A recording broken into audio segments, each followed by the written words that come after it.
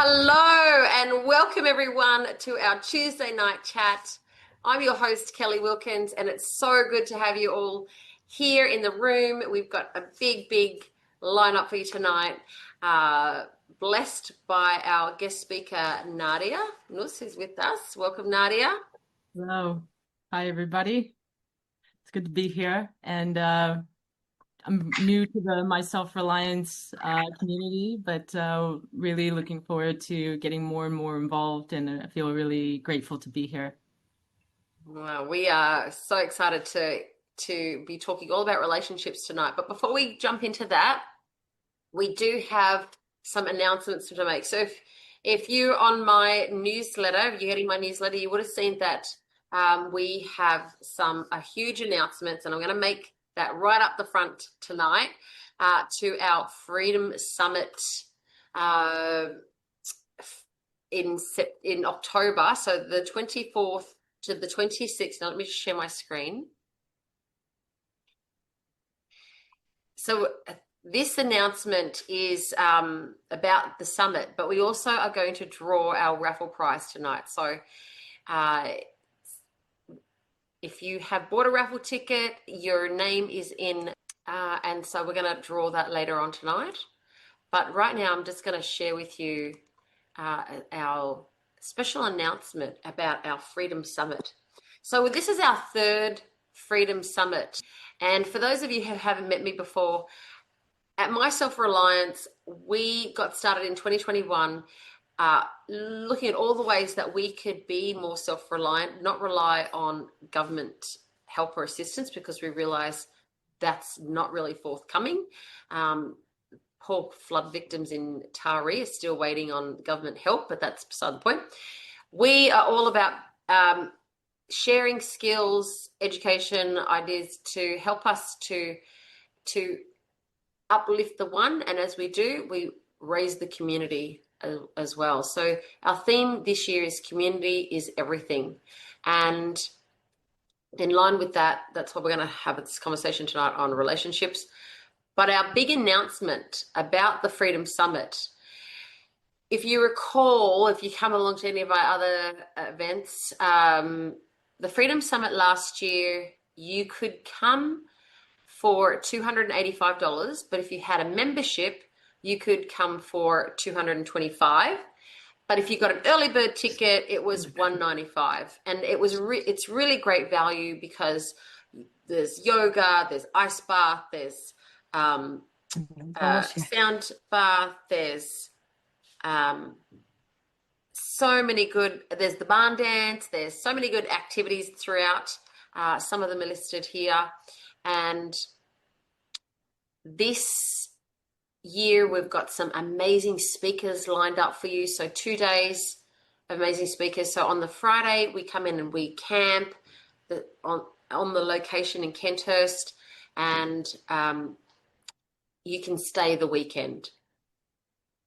Now, we have been blessed by our amazing sponsors in our community. We are such a beautiful, generous community here at My Self-Reliance, and we are able to put on this year's Freedom Summit, not for $200, not for $195, but for free. We're opening our doors to you for free, and you can come and experience the sound healing, all the stalls. There'll be 40 stalls that you can visit. There'll be food that you can purchase, or you can camp. Now, the speaker hall, unfortunately, is not free. To get in to listen to the speakers, it will be $60 over 2 days, which is such incredible value. But that's because we can only limit it to 100 tickets. Okay, but if you are a member, you can get that ticket for $45.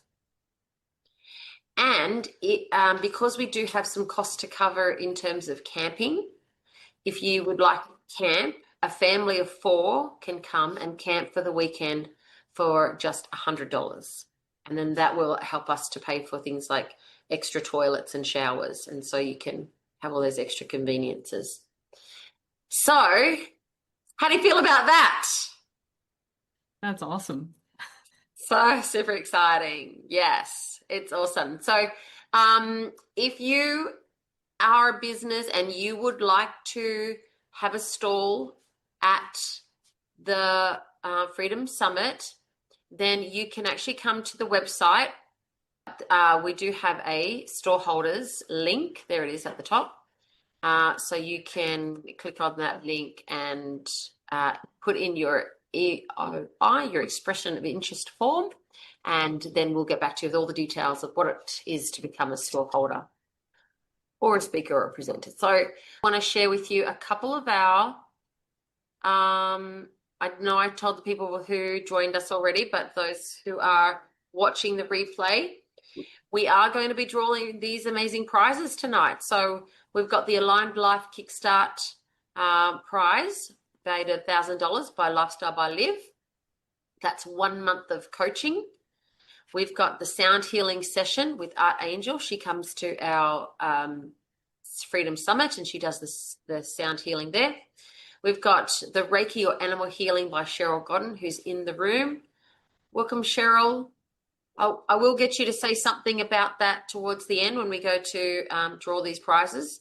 And also to Wilma, who is giving away the 10 LifeWave X39 light therapy patches, which are amazing for healing. Zita is going to share with us her $50 Norwex gift voucher and Beauty and Massage by Diana. That's amazing prize because you get to choose whether you want a massage or a facial. How great. And then Cherie from the Raindrop Group will give you an hour consultation. And Nadia, you also have an amazing prize. Yes, I'll go ahead and share that. So there will be 2 chances to win a 1-hour embodied life coaching session with me, which has a value of $222 each. And that covers anything from emotional intelligence, your life purpose, or spiritual mentoring, relationships and intimacy coaching, or inner child healing. And there's various outcomes of working with me, whether that is finding your passion and your purpose and building meaningful connections, having deeper intimacy in your relationships, be your authentic self and actually feel belonging as well, being able to face the unknown with courage and overcome loneliness and depression, flow with your creative genius and create a life you love to live. I work with people from all walks of life for all numbers of things, but mostly life purpose and relationships as the 2 main focuses. So yes, we'll have one of those sessions for each of the draws. I love that. There's nothing better than realizing your life's purpose and then knowing that every day you're waking up to living in and through your purpose. So thank you, Nadia. That's exciting. Beautiful. Well, we're talking about relationships tonight, and relationships is one of our core focuses for the Freedom Summit. And the other ones is health, food, education, and money. But relationships, I feel like the quality of your relationships is what really makes the quality of your experience of life. So, Nadia, relationships at the best of times can be messy and difficult. And even if you think you know a person, they can be difficult. Why are relationships so hard at times? So from my own experience, I can say that one of the hardest things is to know ourselves, know our feelings, be able to communicate those feelings, which actually indicate what needs we have and how to ask for those needs, and then try to get another person to also do all of those things as well. And so there's levels of complexity that come as we go through life. Getting to know ourselves is a lifelong process. Getting to know somebody we're relating with is a lifelong process because we're constantly in change. So we're looking at a field where staying curious, staying open to learning, and having a growth mindset all the time is really necessary in order to sustain relationships that are not just there, but actually meaningful and deep and rich and real. Yeah, wow. So that first piece of knowing yourself, because we kind of uh, grow up and we think, well, we live with ourselves. What is that journey of like knowing yourself? How does one get started on that? Well, I can say for me, it was actually asking the question, who am I? And then the second question is, why am I here? And I didn't start asking that question um, till I left the Navy at around age 29. Mm, And so it took me 29 years to realize that I had just woken up in someone else's dream, living someone else's life, and that's not me, but who am I actually? I don't know. So at that time, the single most important message I kept getting was this little whisper in the heart that said, meditate, meditate, meditate. And at the time, I couldn't meditate for more than 5 minutes, couldn't sit still in a chair, could not stop thinking. And I literally went to Google and said, how do you meditate? And strangely, it said, go do some yoga. huh. And so I walked down that path. And in my yoga training, that was one of the questions that the yogis actually pondered. Who am I?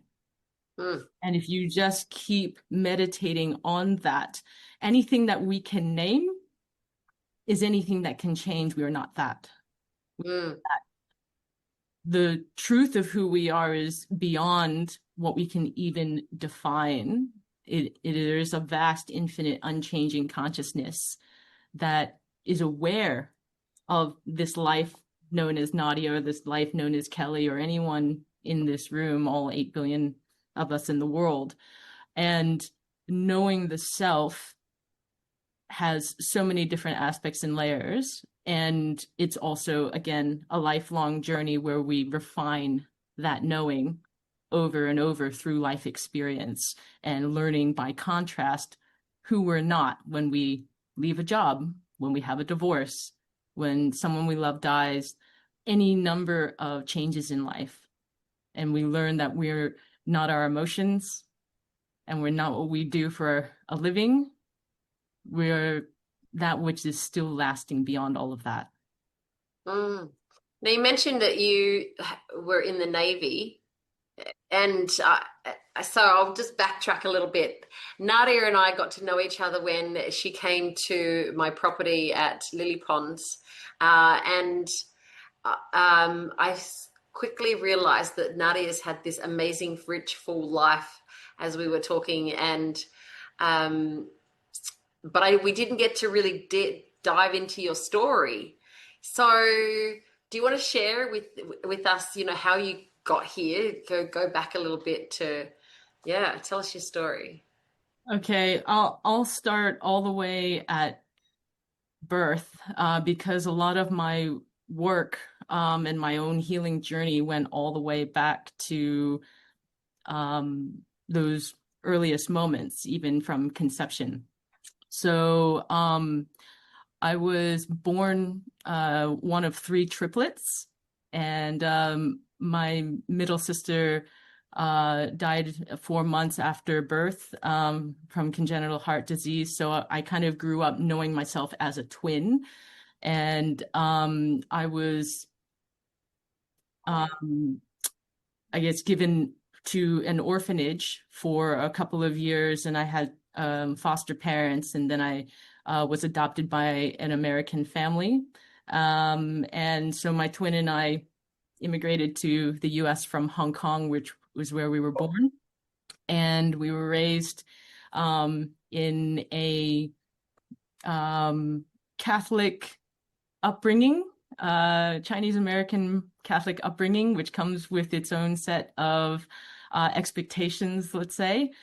And I, yeah, had this real desire to impress my father, I guess, and also to pay for school. So that's why I applied for a scholarship to join the US Navy. And so after doing 4 years of training in university, then I joined the fleet, and for 7 years, the last three of which brought me to Sydney, Australia, as a foreign liaison officer. And so, somewhere in the midst of all of that, 2008, when I was still stationed in Hawaii, um, I had a wake up call, a spiritual awakening, I realize now, but at the time it seemed just like this breakdown of epic proportions where I had an unplanned pregnancy.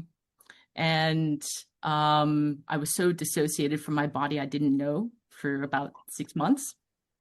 And so there was a whole wake up of like realizing I even had an inner child, and this inner child was like, I can't be a mom. I don't even, I'm not even being taken care of. And like, I don't even want to be in the Navy anymore. I don't want to get stationed in China. I don't want to do any of these things that we're on this trajectory for. So I made a choice to find the fastest route out of the Navy, um, but also find a way to start a new life. So when I made that decision, that's when the option to go to Sydney, Australia was offered.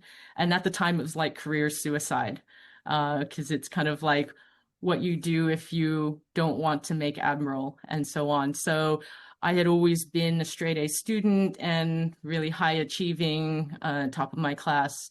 And to choose the irresponsible, fun option was breaking the habit of being who I was.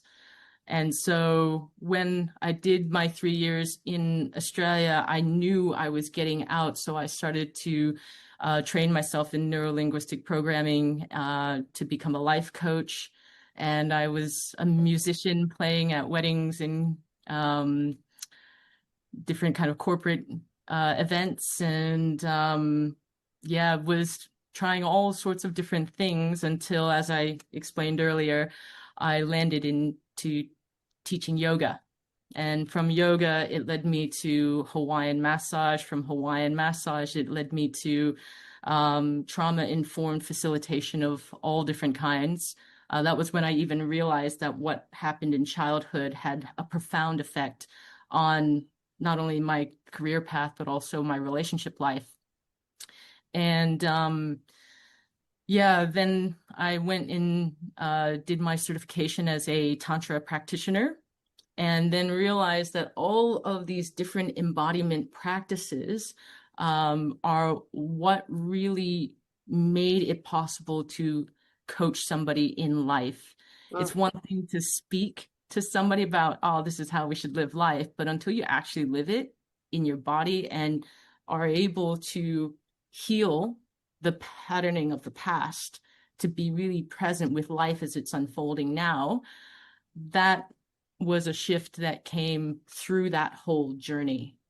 So, Can I just ask, you mentioned that you were always trying to impress your dad, your father, but then when you left the Navy, how did he feel about that? yeah, I remember I was so scared to call him, and I was in tears because I thought he was going to be so disappointed. And I remember him saying, I just want you to be happy. Huh. Like, you've already proven you can take care of yourself. Like, go live your life and do what you love, don't be like me, who, I'm still working this job that, 40 years, but like, just go live your life and be happy and be free. And that made me cry even more because it was a complete shift from what I thought he was going to respond. Mm. There's a lesson in that, isn't there? A lot of times, you know, that was what I learned. These expectations, these worst case scenarios that what I think people are going to think of me, Mm, particularly the people I love, you know, and to actually express that fear and say, Dad, I'm really worried that this is going to disappoint you, but I'm leaving the Navy and becoming a yoga teacher. And like, that is so polar opposite things, aren't they? Yeah, yeah. And then, you know, had to do the same thing when I said tantra practitioner as well, you know, and right. there's been a number of life choices that are definitely off the beaten path of, say, even you know, heteronormative monogamy and all of the kind of Catholicism, leaving the church, all of that sort of stuff. Yeah. But the whole the whole lesson that I learned from being authentic in that moment with my dad was that I could have the courage to be authentic in every moment with him. And therefore, why not practice being authentic in every moment with anyone that I'm relating with? Mm.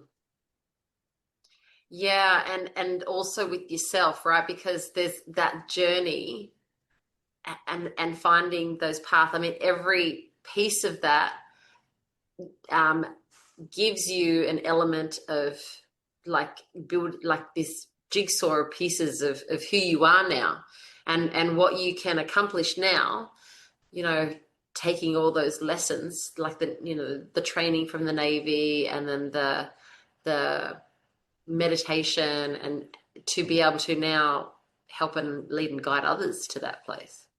Yeah, and I found that I walked the path of the wounded healer, where in an effort to heal the effects of trauma on my life, that's what led me to these different modalities.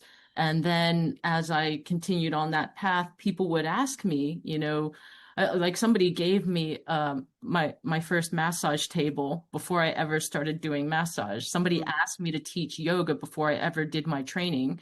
Somebody asked me to teach them about the inner child before I ever even offered that. So I often take that as a message from the universe of like, look, the universe wants you to do that.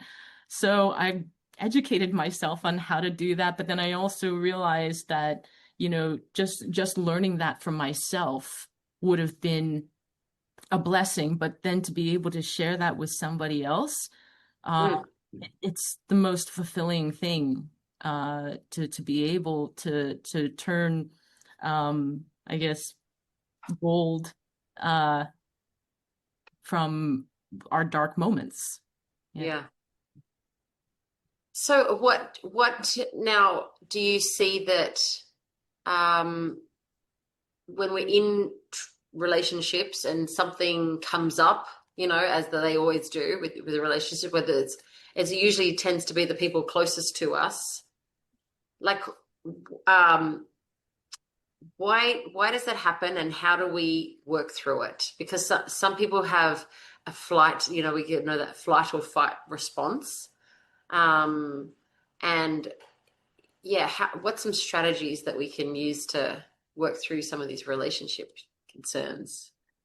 Okay. So I'll answer the first part of the question. Why does that happen?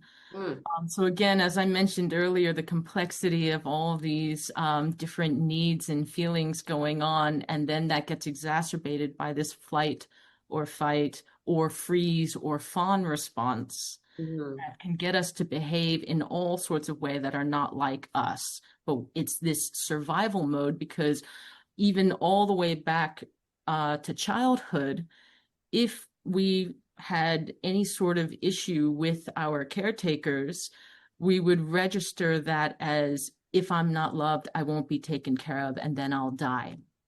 And somewhere along the way, that's embedded in the subconscious.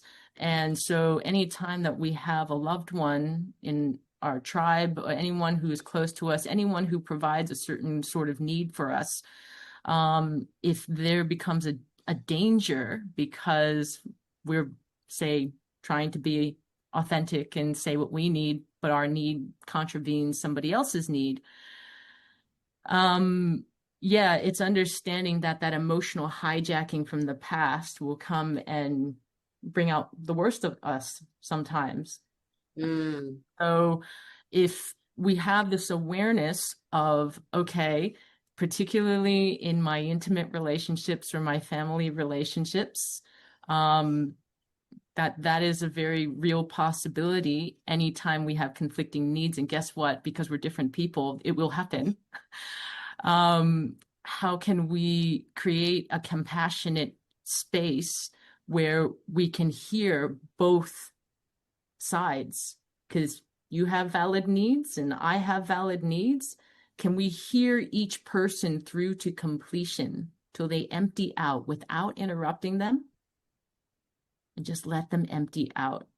And they can say really simply, I'm feeling X because I'm needing Y, and I'm wondering if you would Z. Okay, so that's a technique from nonviolent communication. It's a very simple way of identifying your feelings, needs, and your request, because then it makes it very easy for the other person to understand where you're coming from and how they might respond. And they can have the choice to say, yes, I'm willing to do that for you. No, I'm not resourced to do that.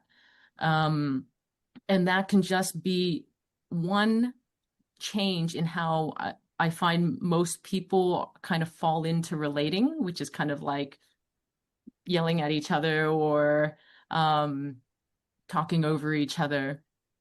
Can I say that again, please? Yes. Yeah, yes, say that again because I'm pressing it up against what my dad used to teach me was feel, felt, found, I think it was, or the fab message I feel about because, but you said it differently. So yeah, So I'm feeling X yeah. because I'm needing Y. I'm wondering if you would be willing to Z. So, for example, I might say to my dad, you know, I'm feeling nervous because I'm needing some acceptance of my life choice. And I'm wondering if you would be willing to offer me understanding, Mm. Hmm. Yeah, right? that's really powerful. I feel like we need to teach our kids to communicate that. That's so powerful. Yeah. Yeah, so I find that so helpful in intimate relationships, in workplaces, between friends, anytime that we have a misunderstanding. And even when we talk about the complexity of knowing ourselves, if we've ever said, well, part of me wants this and part of me wants that, we might be aware that actually we've got a lot of different parts in ourselves. If anybody's aware of shadow work or parts integration, or aspecting internal family systems, yep, Olivia, you know what I'm talking about. This is also why relationships are complex, because when we talk about knowing yourself, okay, so my perfectionistic part is over here, but my part that's desiring to belong is over here. And they have two very different sets of feelings and needs. But often they're just fighting this internal conflict. And unless I actually take the time to ask this perfectionistic part, what are you feeling? What are you needing? What's actually stopping you from having that, which is usually another part. What's your relationship with that part? What would you like instead? So there's actually a practice called aspecting with archetypes that I teach that does exactly that. And then you would ask that of another part, this more vulnerable part that's looking for belonging. And so, Do you know, when it comes to emotions and when it comes to really understanding those feelings within yourself and that thought patterns, I find that it's really beneficial to have somebody, a coach or someone to bounce those off because there's the exercise, but unless you're disciplined or you have a formula, doing that on your own is actually quite a difficult process. yeah, especially when you're just learning it for the first time, or even if you're trying to read it from a book and apply it. And the reason also can be we can get emotionally flooded, especially if we're dealing with something in the realm of intimacy or family. So when that happens, it's hard to have any sort of self-awareness because we might feel subsumed in our emotions and not have that clarity to see the different parts of us that are at play. But yeah, even coaches need coaches. So even when I have to process things, I have people in my life who thankfully can hold that mirror up for me or ask those particular questions to those particular parts. My best friend and I actually do aspecting together with each other whenever we run into that kind of internal conflict. And that's something that I like teaching to people so that, yes, with repeated practice, and you start to know how to do this, and especially if you learn how to be a practitioner for a friend or your partner or your children, then when you do that enough times, you start to know, how do I do this on myself? Mm. And then when you learn how to embody pure infinite awareness consciousness. In IFS, they call it the self. In yoga, they call it the shakshin or the witness. Sometimes we hear it called the watcher. So when we know how to embody that, watching the being known as Nadia and all of her different parts having their little tussle, then we can operate at three different levels of awareness, and then walking ourselves through processes that we've been through with someone else facilitating us becomes so much easier to walk ourselves through that. But yes, it is a growth process. And I guess that's why I am a big believer in practice, practice, practice. The benefit, I want to point out, the benefit is that when you're in harmony with yourself and your relationships, and you know when you are and when you're not, your health is better. Like, you emotions play so much a big part of how you're feeling, and then in turn your immune system and your health. And you witnessed that when you came to my place and I was really sick and I was dealing with stuff, and you helped me through to understand some of the dynamics that might be happening with myself and my children, and and help me to understand what did I need to do more, was to play with them, was what I took from that. And so his mum working, and then it's like the balance of the house is out. If mum's always working and the kids are always playing, what does mum need to do? Play. I'm like, oh, that was such a good lesson. And that it's really just the law of opposites. We live in a dualistic world. There will always be the yin and the yang. There will always be the light and the dark. There will always be the play and the work. And any time that we're in any sort of system, a family system, a work environment, living with housemates, we can, if we see that imbalance, it's that diametric opposite. And often if it brings up an emotional charge, and that thing that we're judging in the other person is actually our shadow, that if we could just integrate that and say, oh, I actually have an element who could play too. And then we take these steps to meet each other in the middle rather than saying so diametrically opposed. So yeah, I have studied a lot of the Chinese Taoist philosophy, and I can't help but see this world that we live in that way. And that when we understand that that's one action that we can do, even if the other one doesn't take a step toward the middle, Mm. we keep taking a step toward the middle, we still bridge that gap, and we can still change the way that the dynamic happens. And often when the other sees us moving toward and making that effort, it's natural to do that. But if the other sees us saying, you should be doing this, guess what they do? They get further and further and further away, right? Right. Right. That is, yes, so evident. Tell us about the authenticity part. How do we become more authentic self?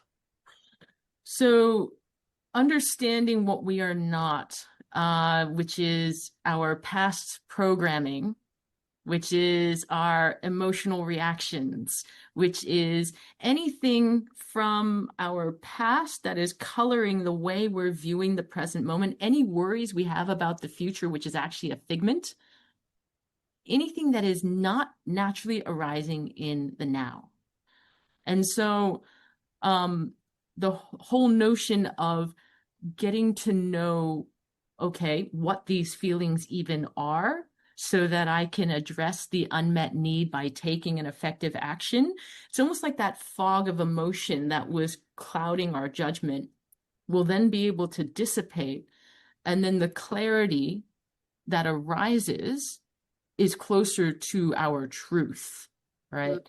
And so understanding that if we've had traumatic experiences in our past, it usually creates a schism in our psyche, this split where, say, for example, let's say we were raised in a perfectionistic household, right? Mm-hmm. Right before, I don't know, second grade, when we found out we were going to get grounded because we got a B on a report card, you might decide right up until that point, okay, I'm a fun, happy-go-lucky kind of kid, right? Life's pretty easy. And at that moment, when all of a sudden, oh, I got grounded because I got a B, and then I won't be loved by my friends if I can't go and play with them, or my parents are mad at me, so they won't love me and take care of me, whatever that belief that the child makes. And all of a sudden, this other part forms, which is, oh, okay, I've got to be perfect. I got to get straight A's in order to be loved, in order to be free. So, okay, this is who I'm going to be moving forward.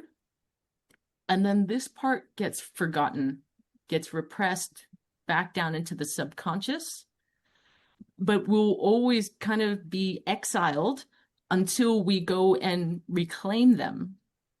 But often, this perfectionistic part in this example will go through life, and this is how you learn to have success until inevitably at some point it just stops working.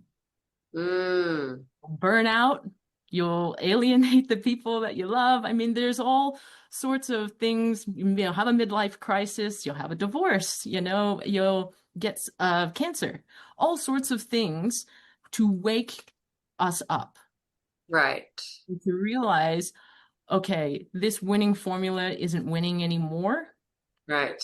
Okay. And so at that point, we have an opportunity to let go of that behavior because it's no longer effective. Yes. And we can open ourselves to understanding, okay, really, what is it that I need underneath that behavior? And how do I meet that directly? So if perfectionism was to win love by impressing others, how can I just experience love directly without having to impress anybody? And what I found is, well, the one person you're going to spend your whole life with is right here. And this is the source of love for you your whole life. It's the only one you have any control over, because you don't have any control over whether you impress other people. You could be perfect as perfect and still not impress somebody. But if you make that choice to be the source of love for yourself, no matter what, and that is a lifelong practice. It's not just simple and easy, but again, something worth committing to if you're going to spend your life in a relationship with this one till death do you part, right? So I feel like when we get to that place of really understanding who we are not, we get a little closer to who we are, and then to learn to love who we are. That is to understand ourselves and why we behave in the ways that we behave and what it is that we really need and desire and value. And then we bring acceptance to the way that we are without needing to change ourselves in this moment. And we can have compassion for how we got this way. and the challenge of what it is to be ourselves. But then we can also empower ourselves with the choice of, okay, in this moment, I can choose to continue this behavior or try a new behavior. I can choose to let go of this persona that I've been up until now, and maybe even just sit in the not knowing of what will emerge if I'm not that perfectionist anymore. Mm. And So those, there's a few hints to knowing when you're acting in your authenticity and when you're not.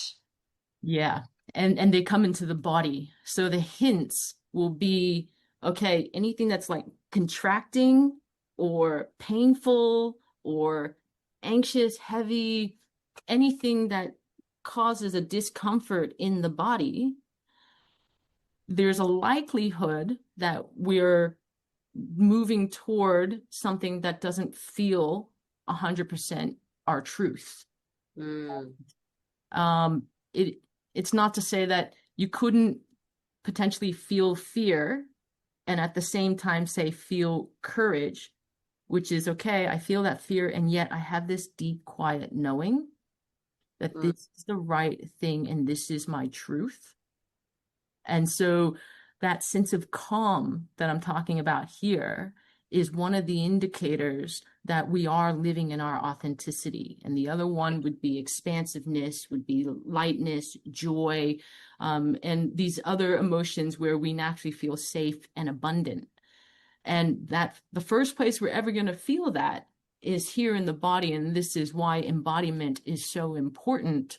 And what I mean by that is, instead of our awareness just being here in the mind, can I actually feel the sensations, feelings, and emotions, maybe in my chest, maybe in my belly, maybe all the way down in my pelvis, all the way down in my seat? And this was something that I had to learn and train myself how to do after 29 years of dissociating to get through the Navy, with all the drinking and the long hours and the just armor up so that you can survive. And I know many other people from many different walks of life, not just the military, who've had to learn dissociation as a survival strategy. And so the healing of that is to learn embodiment through interoception, that ability to locate sensation in the body.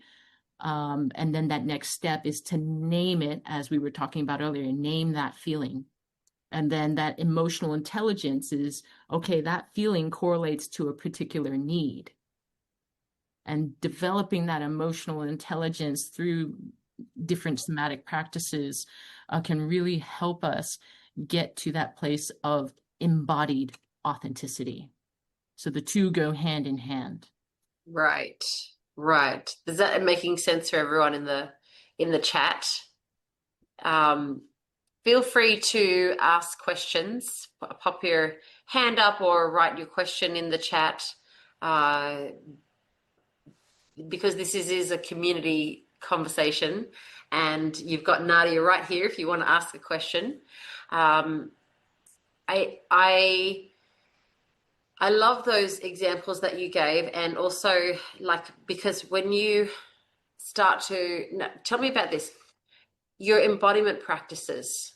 What do you do? Do you do something daily? What's that process? Yeah, so currently, today, I have a daily meditation practice at 6:15. And I'll just choose something from Insight Timer. And the awesome app, if you don't know about it, super life hack free. Yeah, but the paid version is also amazing too. Can't stress that enough. Um, and then I might have a journaling practice where I embody my inner queen and I name my top 3 self-care desires. And that might be go to the gym. It might be take a bath. It might be go see my chiro. Yeah. And then I aspect out with my inner king, okay, my top three public facing self priorities, which is um, have a call with a client, um, create a little Canva post for the um, session with Kelly tonight, and then actually show up here and be here on this chat, right? So that just allows me to have my top three priorities for both self and others clear in my mind, so that if I don't achieve anything else in the day, at least I know that those things are really important um, to the self, right? So, and then I hope everyone took notes there. That was gold. The king and queen, I like yeah, that. yeah. And then, yeah, so embodiment practices can change from day to day. So, at that morning, I just happened to wake up at 3 a.m., 4 a.m. in the morning, and I realized I needed to do a purification practice because I was still holding difficult emotions in my body. And they were waking me up, and they manifest maybe as a burning, searing pain in the shoulder, or like a heavy feeling in the chest, like some sadness. And so I used crystal wands made of black obsidian and pink quartz, and I place them where I feel the pain. And I'm in a meditative state where I'm feeling, what is that pain? What is that feeling? Hmm. What's the need? What's the action? Right? And so it's a form of giving empathy to the self. And what I find is, even if I can't take action on something, just acknowledging that that feeling is even there, often it dissolves. Hmm. And so you can do that even without the crystals, but I do find for my body that the crystals really do help, just even putting it there, even before I ask the questions, sometimes they'll go. And sometimes there'll be a release of emotions. You know, I might have a little cry, or my body might feel some movement of energy. If anybody's aware of, say, Kundalini Shakti, life force energy activation, that's often how I know that I'm releasing emotional blocks, is that I can start to feel that life force moving through me. So that's just one example of a whole heap of solo practices from the Taoist Tantra that I practice. Mm. And I just pick one, whenever I feel like I need one, because they produce different results in the body. Um, and yeah, I feel like the other main movement practice I have, which I did this morning, is five rhythms dance, or any type of ecstatic dance. So I have a teacher, Michelle Marr, who does online dance at 7:45 in the morning on Tuesdays and Thursdays via Zoom. And I'll just get up there and I'll dance a wave, and I'll go from really sleepy to alive, and I might process emotions during the middle of that wave. And it's one of the best ways to start a day. But yeah, I love to get some dance in, 3 times a week if I can. So it was, but once upon a time that was Kundalini yoga at 3:30 in the morning for 2.5 hours. Once upon a time that was Zen Buddhist meditation for an hour. So throughout the years, that somatic embodiment practice changed according to what just intuitively I felt drawn to. So that is my recommendation to people, is that if you feel particularly interested or drawn to something, like maybe you feel drawn to like African drumming, or maybe you feel drawn to Reiki, or maybe you feel drawn to going for a walk out in nature. I mean, anything that gets your body to move and for you to feel your feelings, really helpful just to get more in tune with the self. Yeah, beautiful. I came across somatic dance at our summit. Well, I came across it through Olivia, and So we offered it at our summit last year, and it was the first time that I'd practiced it, and I was like, so addictive. It's something you want to keep doing. It's Yeah, it's a game changer. And I do find like it's also a way to tap into that larger oneness consciousness when we really get out of our heads and we stop caring about what people think or what I look like or whatever, and you're just in the full flow of the movement. yeah. That's so freeing. Yeah. So if you find a practice that does that for you, for some people it's yoga or qigong, and for some people it's surfing. So Right. there's no wrong way, but if you can find the thing that taps into your flow state, awesome.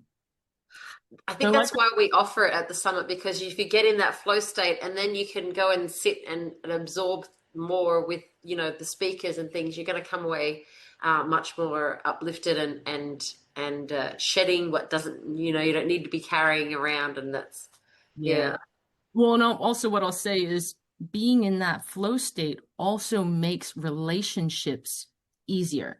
And here's right. why. When you're in the flow state, you are deeply present and you're operating in an optimal way. It's peak performance, right? Because you're not worried about the past, you're not worried about the future, you're fully present here and now, and yet you're also surrendered to whatever is arising through you. And when we relate with others, when we have conversations with others, we don't even need to rehearse what we're going to say. We don't even need to know what questions they're going to ask. We can just be fully present with them, feel what we're feeling, respond in the moment to whatever is offered. And honestly, that's how I like to enter all forms of relating. It doesn't matter if it's a stranger or with a lover, right? It's when we're in that flow state, it also helps with lovemaking. It also helps with socializing, and that's the thing, is like you get to a place where you don't even need things like alcohol to kind of be like that social lubricant, because that gets in the way of actually being in that full presence of the flow state. So Mm, learning to trust, okay, a lot of social anxiety comes from, oh, I don't know what people are going to think, or I don't know what they're going to ask me, or what am I supposed to say in order to look cool? And that mind chatter is stopping us from actually being fully with somebody. And we feel most connected when we have somebody's complete, undivided attention. And that is the greatest gift that we can give somebody, even if we don't say anything. But when somebody's listening to you with complete presence, you feel it. mm. I just noticed Michelle asked the question, would those three questions work on releasing or revealing what's behind any pain, like headache or hip pain? I'd say that they're a good place to start, is when you ask, okay, say for example the headache, what is this feeling about? So you can change it a little bit, even if okay, it's this painful ringing in my head. Okay, but what is this feeling about? And then what am I needing to be safe, happy, and complete with this feeling? So that's a little trick from neurolinguistic programming. What is needed to feel safe, happy, and complete with this feeling? Take a breath in, exhale out.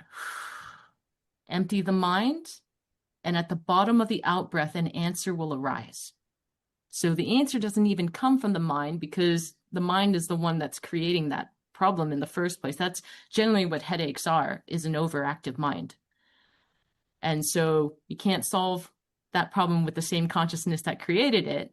What we're asking for is the wisdom that is greater than the self, this third space that happens when you take a breath in and you empty out. You create a void, which is a vacuum for that universal intelligence to come in the next breath. So, and then what's the effective action that I could take right now to meet this need, to stop thinking? So, And that might be movement.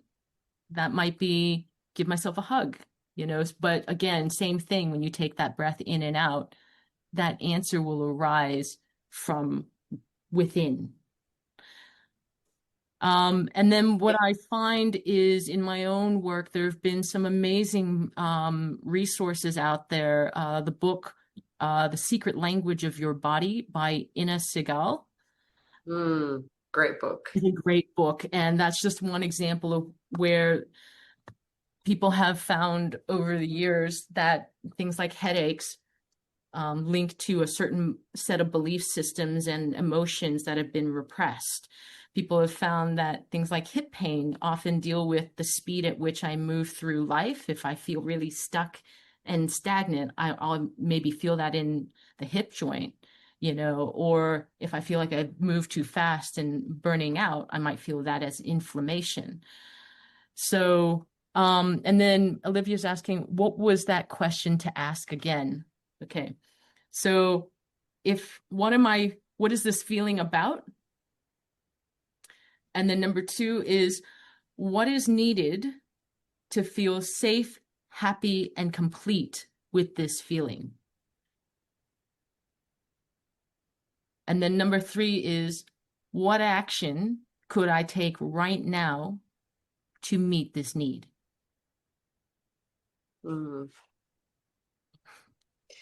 Yeah, beautiful. That's really the work that I did around my overactive thyroid earlier this year. And when I realized it was all that emotion and guilt and released that guilt, I could, healed it so quickly. Yeah, and that's what I Pretty find at the nice. heart of all trauma healing is releasing repressed emotions that get stuck somewhere in the body, like the thyroid or the throat. The throat is particularly that place of expression, and if that energy in motion, emotion gets trapped here, it festers, turns diseased, and then if you can actually give it permission to come up and out the eyes, up and out the mouth, sometimes out the nose, but whatever needs to happen to come up and out, that is the completion cycle of the emotion. And that is actually how we heal trauma. Back when we had that trauma of, okay, it wasn't safe for me to express what I truly desired. So then I learned to feel guilty and not actually let myself have my desire. And that schism that happened was the trauma, right? So that part that was feeling the guilt needs to be able to fully feel that guilt and let it be expressed through the body, and that can show up in sensation, that can show up as tears. And then the other part that had desire, which is the flip side of guilt, to fully feel all of your desire, which a lot of us don't allow ourselves to do because it's like, oh, if I really feel my desire and then I don't actually get it, that'd be so disappointing. Or Right. I feel guilty for even having this desire that, oh, I shouldn't want that. There's all sorts of socializations around why we don't let ourselves fully feel our desire. So when we actually give ourselves that experience and that permission, that is what ultimately allows us to be free of those emotions because they've completed. And then when you do, you'll know because you'll feel lighter. And then who you be in the world can start to change because you're not being kept into that prison of all of that past repression. Now you've just created for yourself the freedom to choose differently in the now. And when we release those emotions, we have that clarity of like, okay, so now I actually know what I desire. And now I actually know that even when I express them, and guilt is often an emotion that is around socialization of like, I want to still keep my belonging with my tribe and I don't want to alienate anybody. Yes. But if I actually speak that truth about what I desire, even if we can't have it right now, but just naming it and living through that experience and finding out dad doesn't disown us or whatever the situation was for you, right? Then we start to build trust that it is safe for me to desire what I desire and to express it. I have an example of that. So, before starting my self-reliance, my husband would always say, I have buyer's and seller's remorse. So anytime I would do something, I would question myself.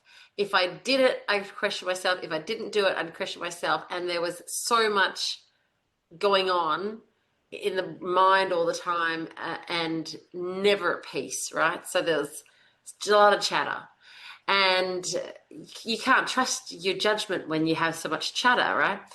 So I got to this point where I just was completely over it.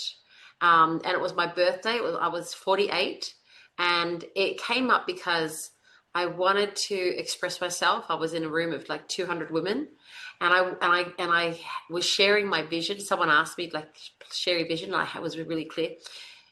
But I had the microphone on this stage, and I wanted to say, and thank you for coming along to my birthday.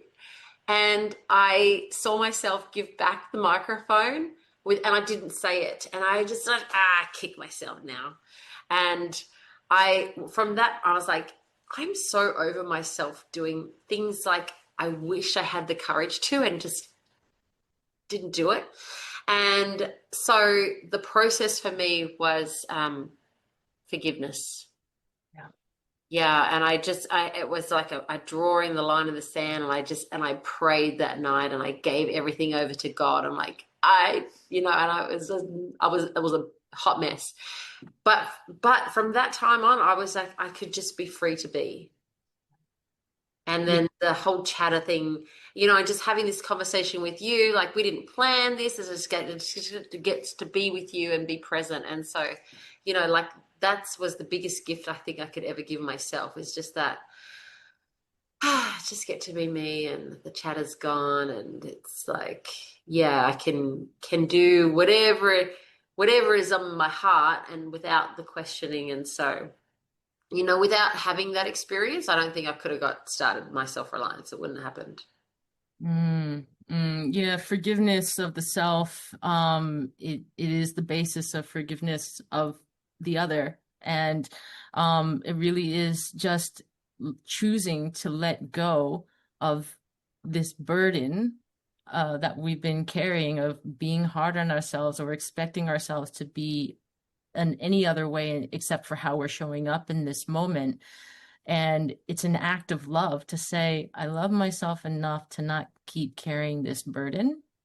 Mm, And I have compassion for where I learned this from, because babies don't come out of the womb, you know, second guessing themselves. right. Learn that from life and adulting, right? And if we go back to our natural state and unlearn those past patterns, that is the freeingness that can happen. So like when we understand something challenging happened in my life at a certain time that taught me that it wasn't safe to speak on the microphone because maybe I'd be humiliated, and until we create a new experience that is the opposite of that experience, and then it's like one marble in the trust jar, as Brene Brown would say, and Yes. we create more trust in self every time we choose to have another moment of courageous vulnerability. And okay, I'm going to take the mic and actually speak here. And then we've got two marbles in the trust jar. And then you're just creating for yourself these opportunities for 3, 4, 5, and so on. And eventually there's more of these positive experiences than there is of that one time at 5 years old when the school laughed at me, right? Or whatever it was that happened. Right. Right. So powerful. Do you know what? We're going to have you come along to our Freedom Summit, Nadia, and share more of your wisdom there. I think that would just be divine. Nod your head if you think we need to have more of Nadia. Yeah, so good. So good. And yeah, give a thumbs up or an emoji if you feel like you got some gems out of our session tonight. Yeah, amazing. Mm. Beautiful. Well, thank you so much, Nadia, for sharing your wisdom with us. And we are going to move into our drawer because I do have a few people on tonight who are in the drawer and also people who are giving away prizes. So I know it's getting a bit later and I don't want to keep people too much longer. So, so let's go ahead and we'll do that now. Super exciting. I'm going to share my screen. And let's start with, we'll start from the bottom up. And we'll start with Cherie from the Raindrop Room. She's giving away a free consultation. It's a health consultation and with essential oils. So if you love essential oils, you're going to love this prize from Cherie. She's giving you a $50 gift voucher towards anything of your choice, or if you get her starter bundle, then she's giving away $75 towards the starter bundle. So, all right, let's click to win. Here we go. I love the spinning wheel. It is Hanan. Yay. All right. Okay. Next prize we're going to give away is the massage or facial.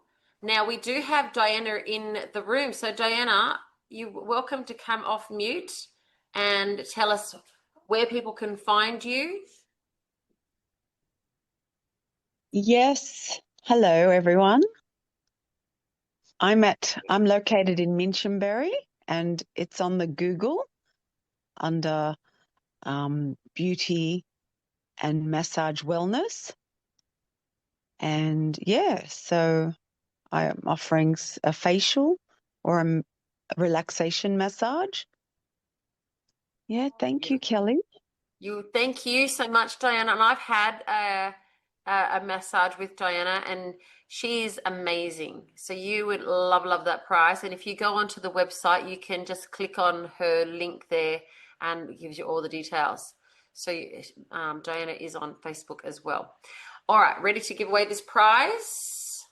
Hopefully it's somebody in the room. If not, that's okay. We're going to reach out to them, give them a phone call, let them know they've won. So here we go.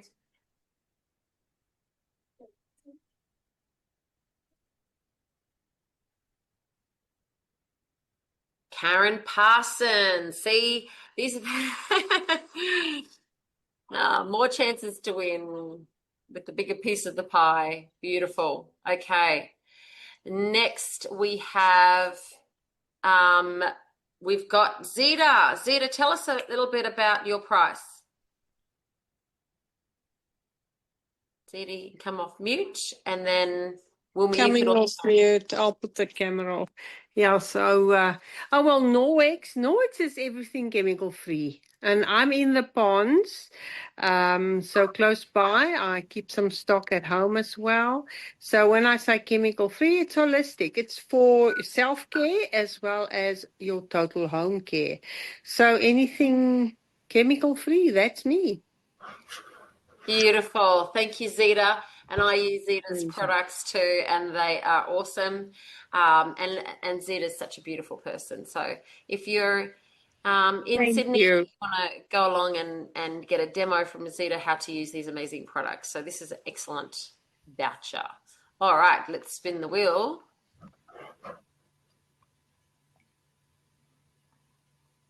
Here we go.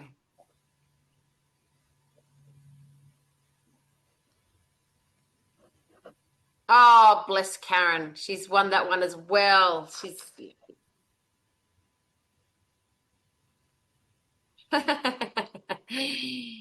okay.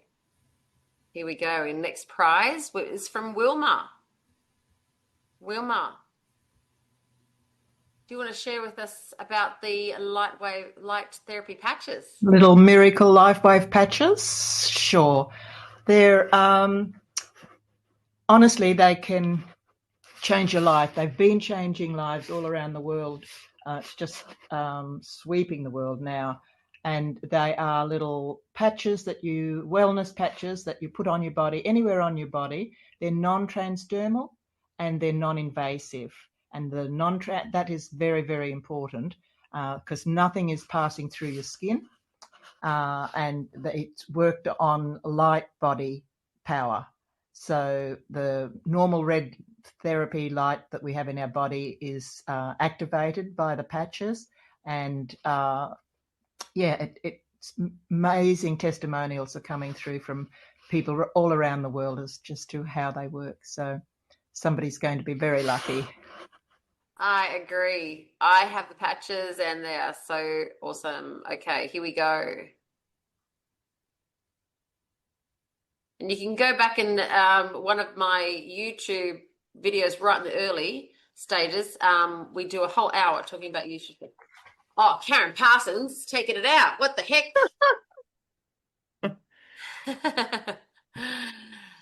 All right. This is how it works. Okay, now Cheryl is in the room. Cheryl, do you want to come and tell us about your price? Yeah, hi everybody. My name is Cheryl. My business is called Divine Gateway, and I'm based in Quakers Hill.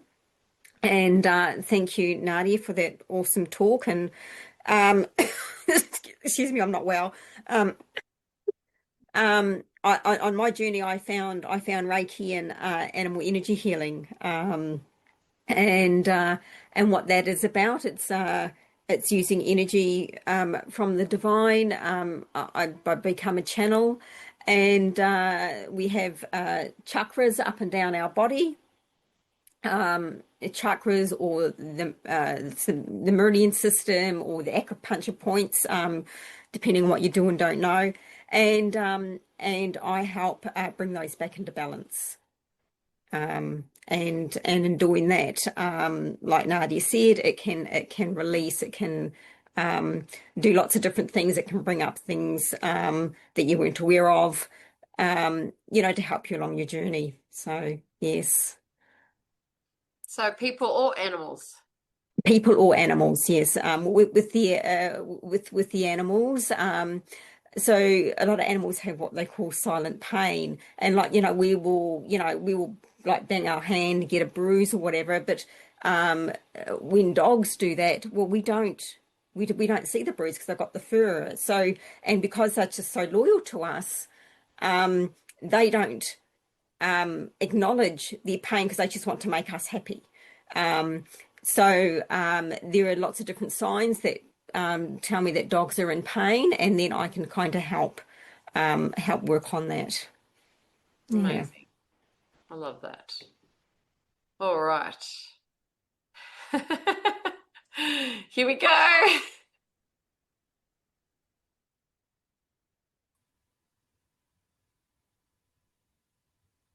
Oh, wow.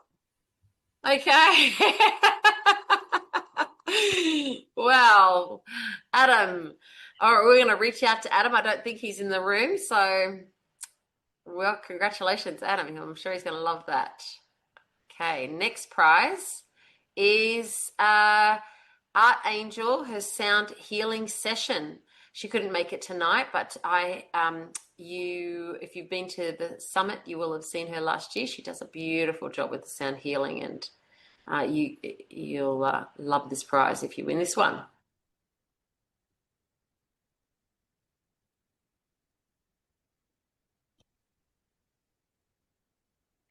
Well, there's Hanan. She's got that prize.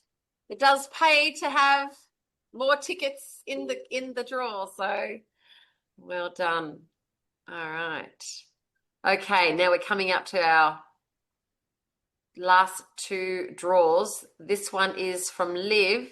And Livy, do you want to come on, beautiful Livy in the room? And then we'll draw Nadia's prize. So where are you, Liv? Hello, I'm here.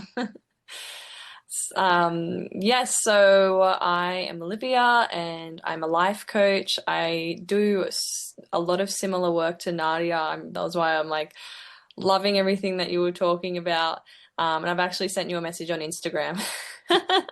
I'm like, we've got to connect. So yeah, I do life coaching. I've been doing it for 4 years now. And I've recently created a 1 month trial where for 1 month, I treat you as one of my one-on-one clients, where you get a full behind the scenes of what it's like to work with a life coach, to get support in all areas of your life. I pretty much I ask you where you want to be and what you would like to achieve, and together we work at overcoming the obstacles and getting the clarity on what you want and how to get there. So yeah, that's me. Beautiful. Thanks, Liv.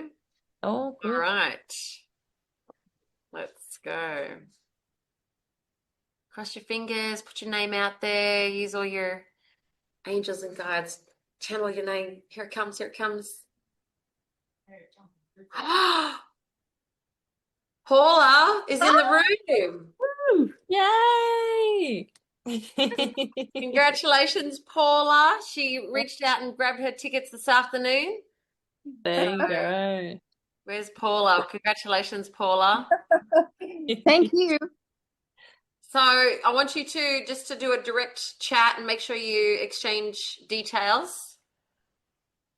All right. And Will do. now we're going to draw Nadia's prize. Should I share it once again, just so we can? Yes, yeah. Can you bring up your screen and we'll... Yeah. So it's a 1 hour life coaching session valued at $222, and that can involve emotional intelligence, which was some of the things that we talked about today, along with, say, nonviolent communication, authentic relating for your relationships or intimacy, coaching that also includes Taoist Tantra, if that's desired. Inner child healing was actually a lot of what we were talking about locating emotions in the body and releasing them through to completion. And then also the life purpose and spiritual mentoring. How do you go from your 9-to-5 job that you hate to doing what you love? And the tailored mentoring for your specific journey, and all of these different outcomes that help you to have the life that you love to live. So that can be done online, or I'm based in Sydney, in Maroubra, and happy to meet in person if that is desired. Beautiful. Okay, you ready, everyone? I'm sure Paula was crossing her fingers and toes on the last one, so it works. Here we go.